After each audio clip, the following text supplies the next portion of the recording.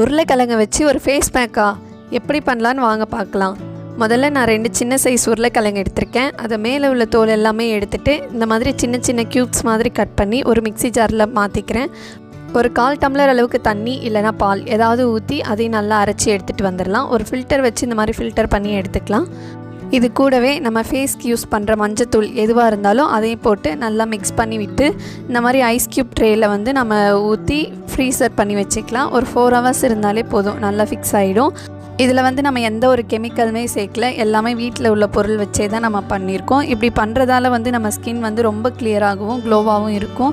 மெயினாக நம்ம முகத்தில் இருக்கிற டார்க் ஸ்பாட்லாம் வந்து கிளியர் ஆகிடும், ரொம்ப ப்ரைட்டாக இருக்கும். கண்டிப்பாக ட்ரை பண்ணி பாருங்கள். நான் வந்து நெக்ஸ்ட் டே தான் எடுத்திருக்கேன். பார்த்தீங்கனாலே தெரியும், நல்லாவே ஃபிக்ஸ் ஆகி வந்திருக்கு.